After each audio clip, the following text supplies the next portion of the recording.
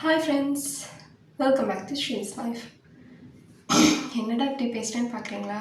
சரியான கோல்டு, காஃபு, செம்ம மழை. இந்த கோயம்புத்தூரில் இவ்வளோ மழை பெய்யுதுன்னா யாரும் நம்ப மாட்டாங்க. இடி சத்தம், மழை அவ்வளோ இருக்குது. நான் ஒரு விஷயம் சொல்லணும் அப்படின்னு நினச்சேன். நான் எந்த மாதிரி இன்ஃப்ளூயன்ஸ் ஆனேன் அப்படின்னு சொல்லிட்டு towards Korean style, aesthetic videos அந்த மாதிரி ஒரு விஷயம். ஏன்னா அதுலேருந்து நான் மீண்டு வரைக்கே எனக்கு ஒரு 9 months ஆச்சு. கண்டினியூஸாக இன்ஸ்டாகிராம் பார்ப்பேன், கண்டினியூஸாக யூடியூப் பார்ப்பேன், ஏகப்பட்ட Korean aesthetic room makeovers பார்ப்பேன். Even photo grids, digital clocks, க்யூட்டான ஆக்சசரிஸு, தேவையில்லாத க்யூட்டஸ்ட் ஸ்டேஷ்னரி ஐட்டம்ஸ், இந்த மாதிரி ஏகப்பட்டது பார்ப்பேங்க. பார்க்குறது மட்டும் இல்லை, காட்டெல்லாம் போட்டு வச்சுருவேன். மாதம் இந்த இடத்துல இந்த செட்டப் பண்ணணும் அப்படின்னு சொல்லிட்டு டிஸ்கஸ் பண்ணவும் ஆரம்பிச்சிருவேன். அப்போ வரைக்குமே எனக்கு மினிமலிசம், டீக்ளட்டரிங் இந்த மாதிரி விஷயம் எதுவுமே தெரியாது. இப்போ தான் எனக்கு மினிமலிசத்தை பற்றியும் டீக்ளட்டரிங் பற்றியும் தெரிஞ்சுட்டு இதில் எது வேணும், எது வேண்டாம், எப்படி மைண்ட்ஃபுல்லாக இருக்கணும், எந்த மாதிரி இன்டென்ஷனாக ஒரு லைஃப்பை கொண்டு போகணும் அப்படிங்கிற ஒரு ஐடியா வந்துச்சு.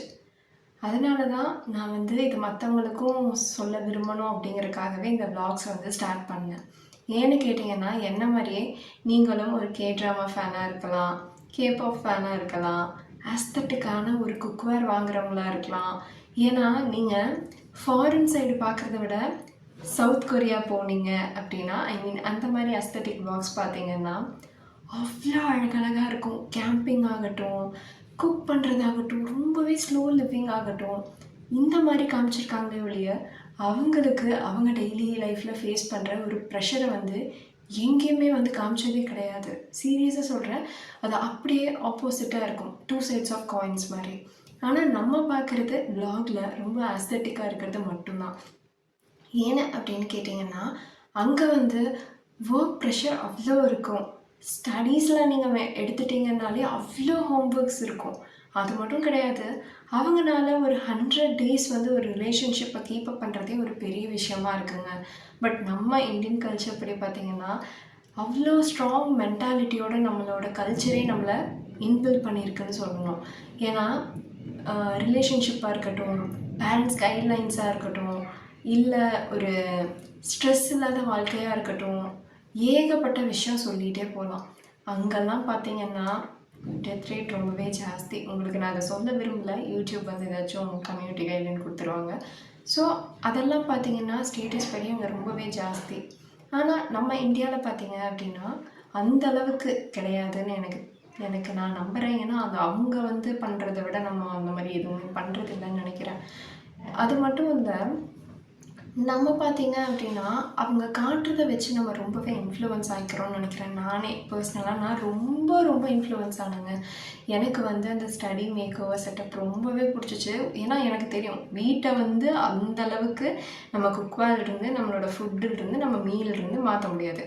பட் என்னோடய ஒர்க் ஸ்பேஸை என்னால் மாற்ற முடியும் அப்படின்னு சொல்லிட்டு அந்த அளவுக்கு நான் இன்ஃப்ளூயன்ஸ் ஆகிருந்தேன். லிட்ரலி அது நான் உண்மையாக சொன்னால் நீங்கள் நம்புவீங்களான்னு தெரில. ஒரு 1 lakh ரவுண்ட் அப் பண்ணலாம். ஒரு 1 lakhக்கு நான் ஹோம்னு கூட சொல்ல முடியாது. இப்போ நான் உட்காந்துருக்கேன், இந்த ரூமை நான் மேக் ஓவர் கொடுக்கணும் ஒரு 1 லட்சத்துக்கு. எதுக்கு? அந்த 1 லட்சத்தை வச்சு நான் என்னெல்லாம் பண்ணலாம்?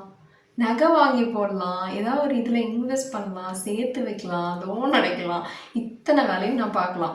ஆனால் தேவையில்லாமல் இவ்வளோ டெக்கரேஷன் ஐட்டம்ஸு, இவ்வளோ செட்டப்பு, இது நான் சொன்னப்போ எங்கள் அம்மாகிட்ட சொன்னேன். எங்கள் அம்மா என்கிட்ட திட்டினாங்க. என் ஹஸ்பண்டு நம்ம தான் ஒய்ஃப் ஆச்சே, நம்ம என்ன கேட்டாலும் அவங்க வாங்கி தரணும், இல்லைன்னா நம்ம கோச்சிப்போம் அப்படிங்கிற மாதிரி இருக்காங்காட்டி அவர் காமாக இதெல்லாம் வேணுமா அப்படின்னு கேட்டு பார்த்தாரு. எனக்கு வேணும், கண்டிப்பாக வேணும் அப்படின்னு. சரி ஓகே பார்த்துக்கலான்னு விட்டுட்டாரு. ஆனால் நான் எனக்கு ஜம்ப் பண்ணிகிட்டே இருப்பேன் ஒரு ஐடியாவிலேருந்து இன்னொரு ஐடியாவுக்கு. அதனால் அவருக்கும் அது டைம் எடுத்துக்கிச்சு, எனக்கும் டைம் எடுத்துக்கிச்சு. ஃபார்ச்சுனேட்லி எனக்கு பார்த்திங்கன்னா மினிமலிசம் டீக்ளட்டரிங் வீடியோ ரொம்பவே ஹெல்ப்ஃபுல்லாக இருந்துச்சு.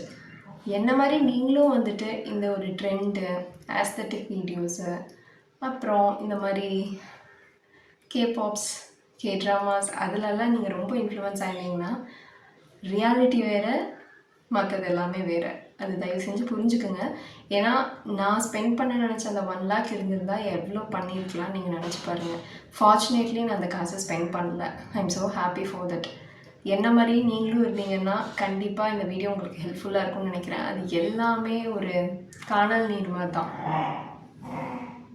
தேவான் ப்ரௌனி. ஸோ இதே மாதிரி நிறைய யூஸ்ஃபுல்லான வீடியோஸ் பார்க்க மறக்காமல் சப்ஸ்கிரைப் பண்ணுங்கள், லைக் பண்ணுங்கள். பாய்.